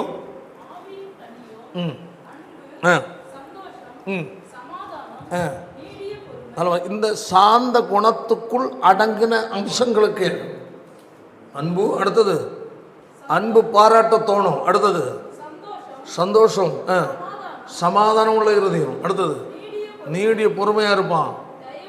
தயவு, நற்குணம், விசுவாசம், சாந்தம், இச்சையடங்கு. அப்போ ஆவியின் கனிகள் ஒன்று. ஆமே, புரியல? ஆவியின் கனிகளால் ஒரு தேவனுடைய பிள்ளை நிரப்பப்படும் போது அதில் ஒரு தேவனுடைய பிள்ளைக்கு அவருடைய வாழ்க்கையில் வெளிப்படுகிற குணம் என்னது? சாந்த குணம். ஆமே, அதான். அப்போ அந்த சாந்த குணமாக இருக்கிற சங்கீதத்தில் வரும்போது, உன் நீதி எப்படியா? வெளிச்சத்தை போல மாற்றுவார். சாந்த குணங்களை வாழ நீ கற்றுக்கொண்டா, அந்த அதில் சொல்லப்பட்டவர்களை கடைபிடித்து வாழ்ந்தால், அல்லேலூயா, உன் நீதி என்ன செய்வான்? வெளிச்சத்தை போல். நல்லா புரியுது. பூமியை சுதந்திரிப்பது என்றால் கிறிஸ்துவின் குணத்தை வெளிப்படுத்துவது. அந்த சாந்த குணம், ஆமென், நீ இருக்கிற தெரு, நீ இருக்கிற பகுதியில் நல்லவன், நல்ல நபர். அப்போ சுதந்திரிப்பதென்றால் உனக்கு தீங்கு செய்கிறவர்கள் இருக்க மாட்டாங்க. சொல்ல புரியுதா?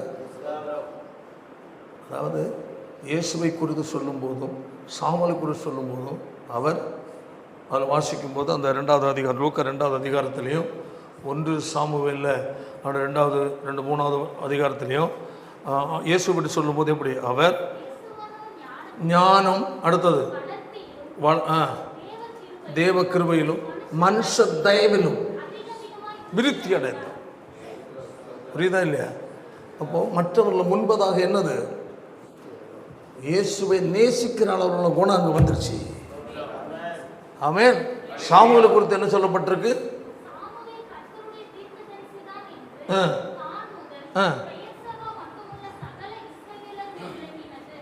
எல்லா இடம் பிரசித்தி ஆகிறது. அப்போ நீ தேவனோடு இருந்து பழகினா உன் குணம் உன் சமுதாயத்தில் எதிரிகள் இல்லாத ஒரு ஊராய் மாறும். அதுதான் பூமியை சுதந்திரிப்பது. பிறகு உள்ளது பிறகு 1000 வருஷம் ஆட்சி, அது 2 அப்பாற்பட்டது. இப்போ உள்ளது சொல்கிறேன் உனக்கு. பூமியில் குடும்பத்தில் தெருவில் சமாதானமாக இருக்குன்னா உன்னுடைய சாந்த குணம் எல்லாட்டும் போட்டு அவங்க ஒன்று சொன்ன நீ 10 சொன்னாங்க, எல்லோரும் அன்பாக இருப்பாங்களா? உன்னை பார்த்தாலும் சொல்லாதா போது பாரு ஏசு காரியம். அப்பா இந்த அம்மாவை ஈரானில் கொண்டு விட்டா, ஈரானையே அடிச்சிருவா, அவ்வளவு வெடிகுண்டு கொண்டு. உன்னுடைய குணங்கள் சரியானதாக இருந்தால் ஆமென், ஜனங்கள் மத்தியில் உன் நீதி எப்படி போகுமா? வெளிச்சத்தை போல போகும். ஆண்டு சொன்னார், நீங்கள் உலகத்தில் எப்படி இருக்கிறீங்க? சத்தமா வெளிச்சம். பூமிக்கு என்னமா இருக்கிறது? வெளிச்சம் எல்லாருடைய கண்கள்லையும் படம். சாட்சியா வாழ்வதே வெளிச்சம் கிறிஸ்துவுக்கு. கிறிஸ்துவ வெளிப்படுத்துவது. அப்போ நாம் இவைகளில் சாந்த குணம் உள்ளவர்களாக இருந்தால் நம்முடைய சமுதாயத்தில் நமக்கு எதிரிகளாக அநேகர் இருக்கவே மாட்டோம். உனக்கு ஒரு தீமை என்றாலே 4 பேர் கேட்பான். புரியுதா இல்லையா? அவனை பேசுறேன், அவன் பாவம் அப்பாவி மனுஷன், அந்த பொம்பளை ரொம்ப சாதுவானவங்க, இவங்களுக்கு நீ திட்டுவீங்க, பேசுவீங்க, சண்டை போறீங்க, சும்மா போயப்பா விட்டுட்டு போ. அவங்க இதெல்லாம் நீ பேசுகிறத வாயே திறக்காமல் நிற்கிறாங்க. சொல்லுவாங்களா இல்லையா? சொல்லுவாங்களா இல்லையா?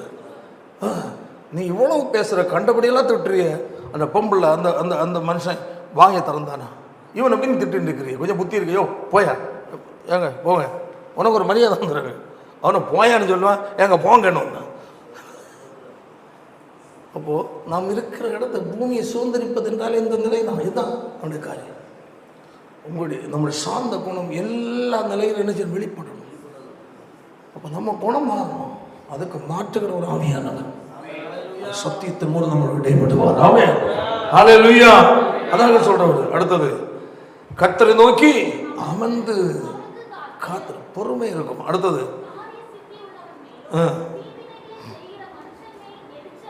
வராது. சாந்த குணம் உள்ள ஏன் கோவப்படுறான் இல்லையா? சோதரன். அடுத்தது பொல்லாப்பு செய்ய ஏதுவான எரிச்சல் உனக்கு. அப்போ சாந்த குணம் தேவ மக்களுக்கு இருக்காது. பொல்லாத நினைச்சிடறான், அறுப்புண்டு போயிடுவாங்க. அவங்களுக்காக நீ அவங்க மாறப்படாத, அவங்க மேலே நினைச்சாத, துள்ளி அளவு கூட எரிச்சல் படாத. ஆமென். ஆண்டவரத்தை ஜெபம் பண்ண. ஆமென். எனக்கு ரோமா இதை செய்கிறாங்கப்பா, எனக்கு கஷ்டமாக இருக்குது, எனக்கு நியாயம் செய்கிற தேவன் நீர் ஒருவர் மட்டுமே. இந்த விஷயத்தில் என் தேவன் எனக்கு நியாயம் செய்வீராக. இந்த தேவனுடைய பிள்ளை நீ ஜெபிக்கும் போது ஆமென் ஹல்லேலூயா, கர்த்தர் உன் வாழ்க்கையில் அற்புதத்தை செய்ய அவர் வல்லமை உள்ள தேவனாக இருக்கிறார். ஹல்லேலூயா. நான் சொன்னேன், இந்த சாந்த குணம் இயேசுவிடத்தில் உள்ள குணம். ஆமென் ஹல்லேலூயா. கைவிதலில் சத்தமாக சொல்லுவோம். ஆனால் வேதம் சொல்ல சாந்த குணம் உள்ளவர்கள் பாக்கியவான்கள், அவர்கள் பூமியை சொந்தம். அந்த பூமியில் சாட்சி வெளிப்பட உனக்கு என்ன வேணும்? சாந்த குணம். உன்னில் கிறிஸ்துவை அடையாளம் கண்டுகொள்ள. ஆமென் ஆமென். நீ பரிசுத்தவான் என்று சொல்ல. ஆமென். உனக்கு ஒரு தாழ்மை சாந்த குணம் உனக்கு தேவை. முந்தின வசனம் என்ன வாசித்தோம்? துயரம். ஆமென் ஆமென். அப்போ நம்முடைய வாழ்க்கையில் துயரப்படுகிற நிலையில் உள்ள பல நெருக்கங்கள் வரும்போது நீ நியாயமாய் வாழ்கிற உனக்கு பிரச்சனை போராட்டம் வரும்போது, அல்லேலூயா, துயரப்பட்டு வியாகுலப்பட்ட சூழ்நிலை வரும்போது, ஆமென், கர்த்தர் ஒன்று சொல்லுகிறார், அவர் உனக்கு ஆறுதல் செய்கிற தேவனாக இருப்பார். அல்லேலூயா. முதல்ல பார்த்தோம், ஆவியில் எளிமை உள்ளவர். தேவ பிள்ளைகளாகிய நம்முடைய வாழ்க்கையில் ஆண்டவராய் இயேசுவின் இந்த குணங்களை கர்த்தர் நம்மிடத்தில் எதிர்பார்க்கிறார். ஆமென். Praise the Lord. இதெல்லாம் நமக்குள்ள தருகிறவர் யாரு? ஆவியானவர். ஆவியின் கனி அது நம்ம வாசித்தோம். அன்பு, சந்தோஷம், சமாதானம், நீடிய பொறுமை. இந்த சாந்த குணம் உள்ளவர்களுக்கு தான் என்ன பொறுமை இருக்கும்? நீடிய பொறுமை. அவசரப்பட மாட்டாங்க. அப்போ கிறிஸ்துவின் குணம் நமக்குள் வர நாம் இடம் கொடுக்கும்போது தான் நம்மிடத்திலிருந்து வெளிப்படுகிற கிறிஸ்துவின் சுபாவங்கள் வெளிப்படும். அடுத்தது தயவு, நல்ல குணங்கள், விசுவாசம், சாந்தம், இச்சையடக்கம். இப்படிப்பட்டவர்களுக்கு இப்படிப்பட்ட விரோதமான பிரமாணம் இல்லை, எந்த இது இல்லை. ஆமென். நமக்கு அதை பாருங்க. இன்னும் நீங்கள் பார்த்தீங்கன்னா, நீங்கள் வாசிக்க வேண்டாம், 1 கொரிந்தியர் 13ஆம் அதிகாரத்தை படித்து பார்த்தீங்கன்னா, அல்லேலூயா, அங்கே சொல்லப்பட்டிருக்கு. Price the Lord. ஆவியின் கனிகளில் உள்ள அதனுடைய சாராம்சங்கள் சொல்லப்பட்டது. அதனால் இந்த நாட்களில் கர்த்தர் நம்முடைய வாழ்க்கையில், அல்லேலூயா, கிறிஸ்துவை குணத்தால் தேசத்தை சுதந்திரிப்போம். சாந்த குணம் உள்ள பாக்கியமான அவர்கள் தேசத்தை சுதந்திரி. அப்போ கிறிஸ்துவின் சுபாவத்தின் மூலமாய், ஆமென், தேசத்தை சுதந்திரித்து கிறிஸ்துவுக்கு சொந்தமாய் வர. நீ கால் வைக்க தேசத்தை உனக்கு தருவேன். நீ கிழக்கை மேற்கை வடக்கை தெற்கை நினைச்ச நட, அவைகள் எல்லாம் உனக்கு தான் தருவேன். ஆமென். அதுபோல கிறிஸ்துவின் சுபாவத்தை ஒரு தேவனுடைய பிள்ளை வெளிப்படுத்தி வாழும் போது, ஆமென், தேசத்தை நாம் என்ன செய்வோம்? சுதந்திரிப்போம். தேவ ராஜ்யத்துக்கு நம்ம ஆயத்தப்படுத்த போட்டோம். அல்லேலூயா. அந்த தேசத்தை சுதந்திரிப்பது என்றால் தேசம் கிறிஸ்துமயமாக்குவது. ஆமென்.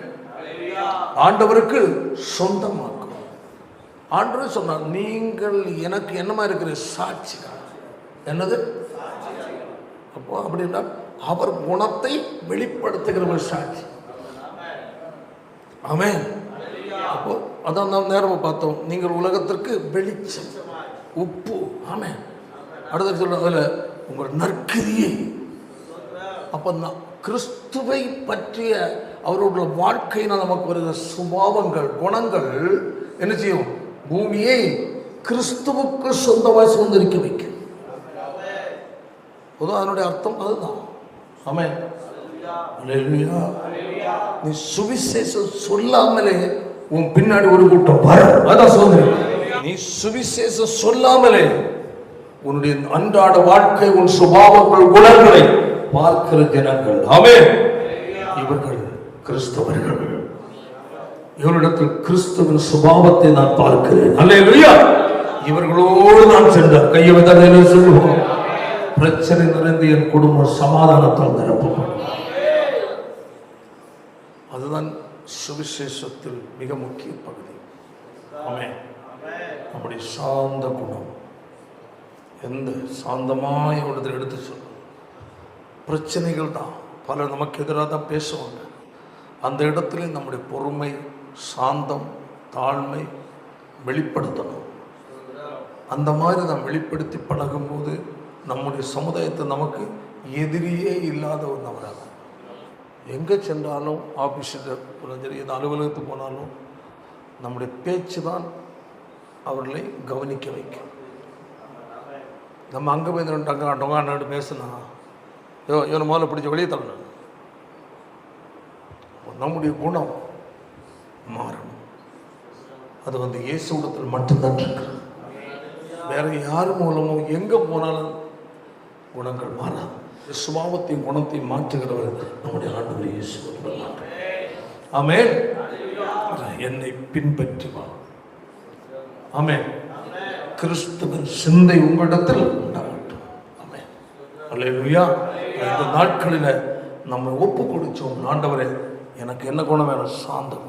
ஃபேமிலி உன் குடும்பம், சொந்த பந்துக்கள், அயல்வக்கம், நீ குடியிருக்க இடங்களில் இதுவரையிலேயும் நீங்கள் ஒரு சத்துரு போல நடந்திருக்கலாம். எல்லாம் மாற்று. அன்பாக பேசு, கனிவாக பேசு. குடும்பத்துக்குள்ள பிடிக்காத நிலையில் யாராவது உங்களை ஏதாவது பேசலாம், அதை சகித்து பொறுமையாக தாழ்மையாக போங்க.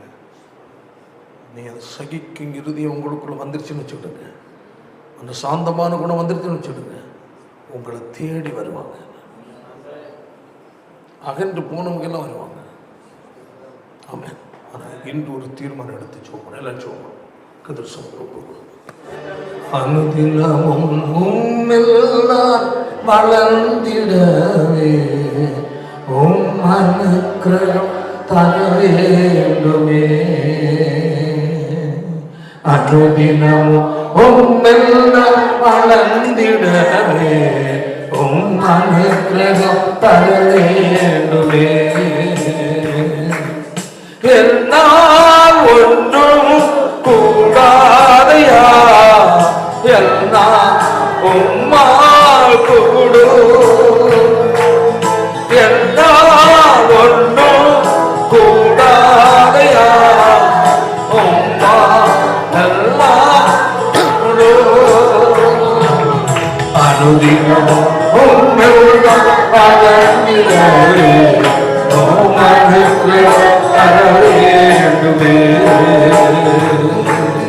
அனுதினமும்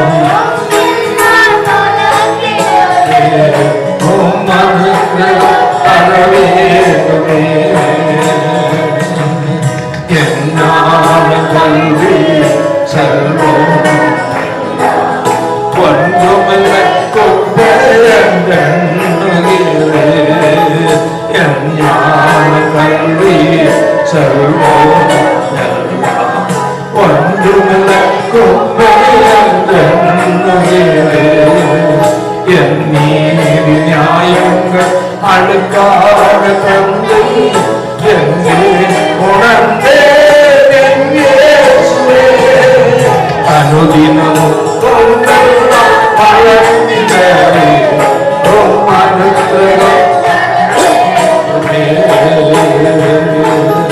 அனுதினமும்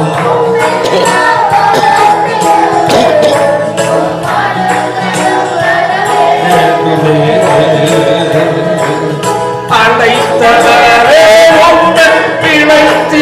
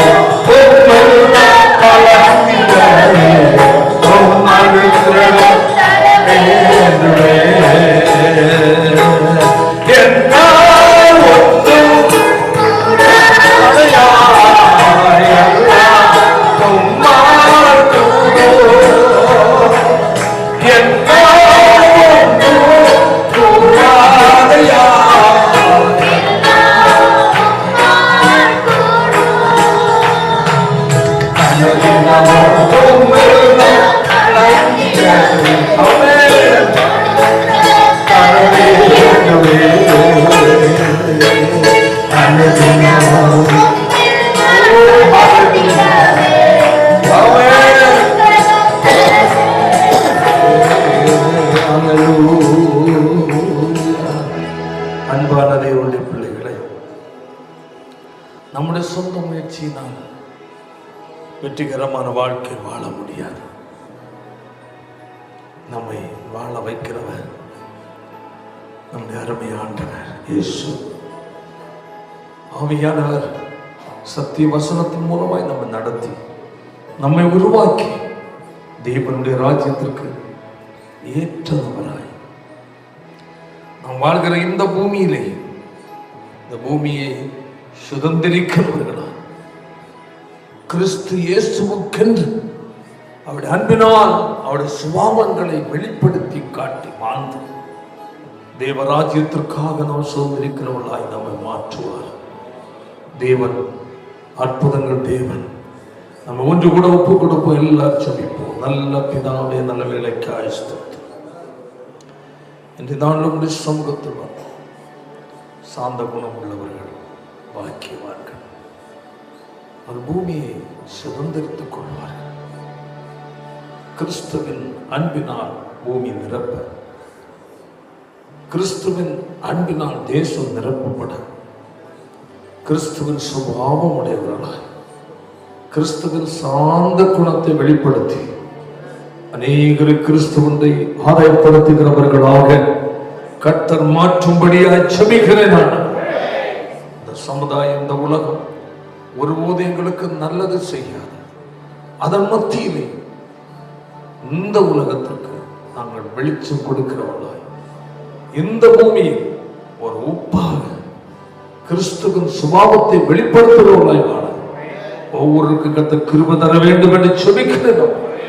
கேட்ட வார்த்தைகளை கர்த்தர் ஆசீர்வதித்து தொடர்ந்து இடைபடும் இதை காட்டு இயேசுவின் மூலம் ஜெபிக்கிறோம் பிதாவே.